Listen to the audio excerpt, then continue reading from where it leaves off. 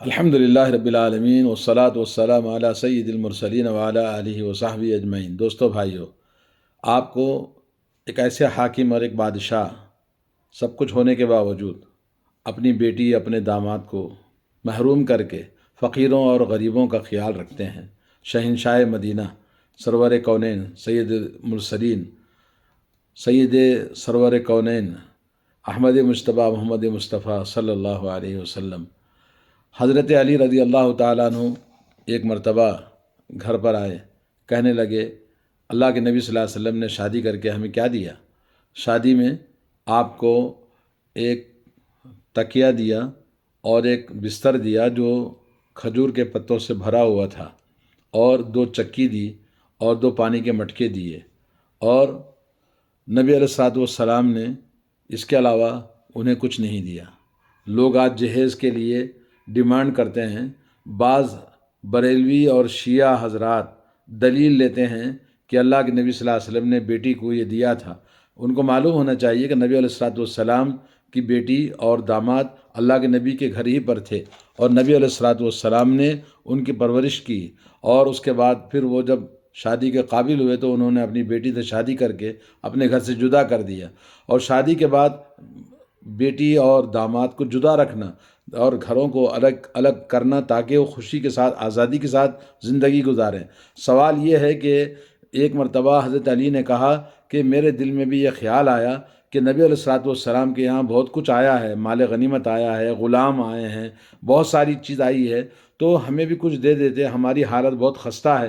تو حضرت فاطمہ کہنے لگی کہ واقعی میرے والد صاحب کے پاس بھی سنا کہ غلام وغیرہ آئے ہیں، لونڈیاں آئی ہیں، تو ہمیں اس کی ضرورت ہے، اس لیے کام کرتے کرتے میرے ہاتھوں میں چھالے آ گئے ہیں چکی پیستے پیستے۔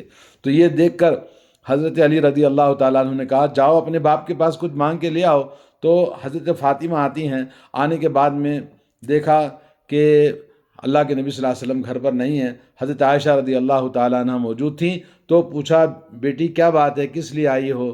کہنے لگی کہ ایسے ایسی حالت ہے، ہماری حالت بہت خستہ ہے، کام کرتے کرتے ہاتھوں میں چھالے آ جاتے ہیں، تو میں چاہتی ہوں کہ ابا جان سے ایک آدھ غلام مجھے بھی دے دیں تاکہ میری مدد ہو جائے۔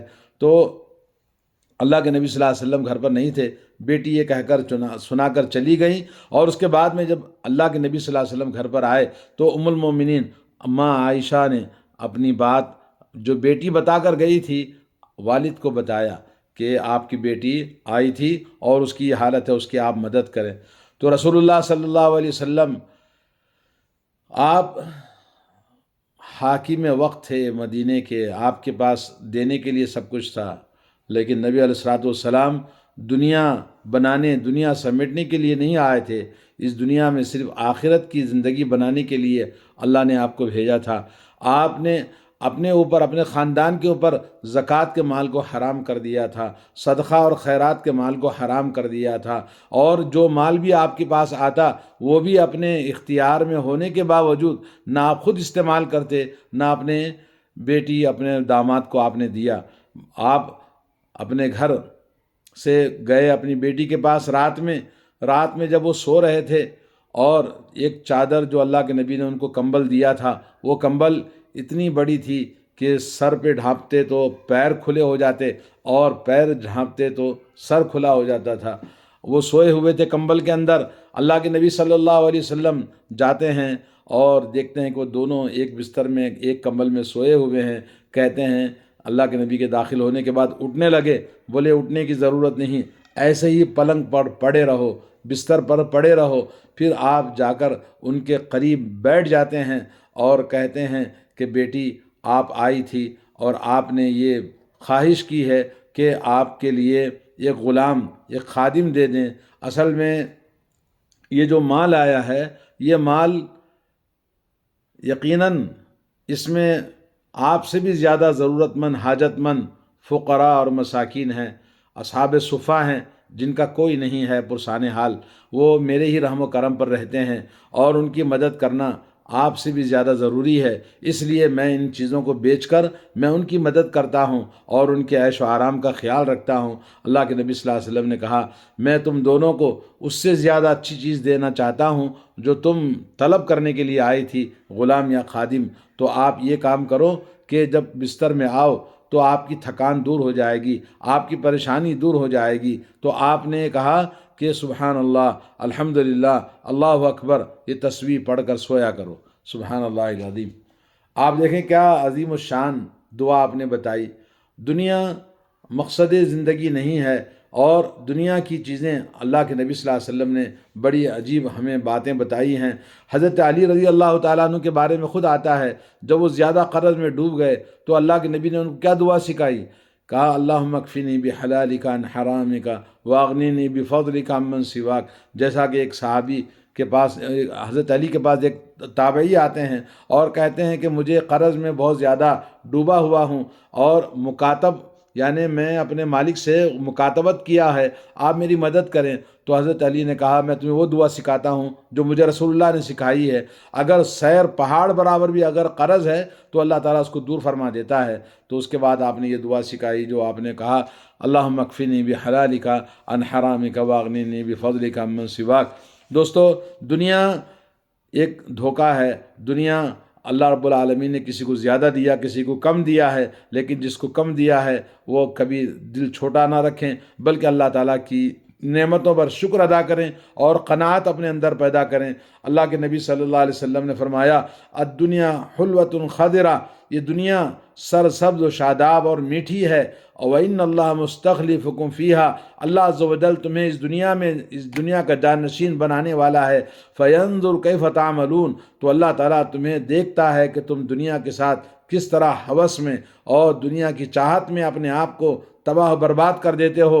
فَاتَّقُوا الدُّنْيَا وَاتَّقُوا النِّسَاءَ، دنیا کے معاملے میں اللہ سے ڈرو اور دنیا کے معاملے میں کے ساتھ ساتھ عورتوں کے فتنوں سے ڈرو۔ اللہ کے نبی صلی اللہ علیہ وسلم نے ہمیں نصیحت فرمائی ہے۔ اسی طرح سے اللہ حضرت نعمان بن بشیر رضی اللہ تعالیٰ عنہ فرماتے ہیں رسول اللہ صلی اللہ علیہ وسلم نے فرمایا ما من عبد ولا امۃ الا وله ثلاث اخلاء، کوئی بھی بندہ، کوئی بھی بندی ہے تو اس کے 3 جگری دوست ہوتے ہیں۔ ایک دوست وہ ہوتا ہے کہ جو کہتا ہے انا معک فخذ منی ما شئت، میں تیرے ساتھ ہوں، تو مجھے جیسا چاہے تو لے لے۔ فذاک مالہ، مال اس کا کہتا ہے میں تیرا جگری دوست ہوں، میں تیرا ہوں، تو جو چاہے مجھے لے لے، جو چاہے استعمال کر لے۔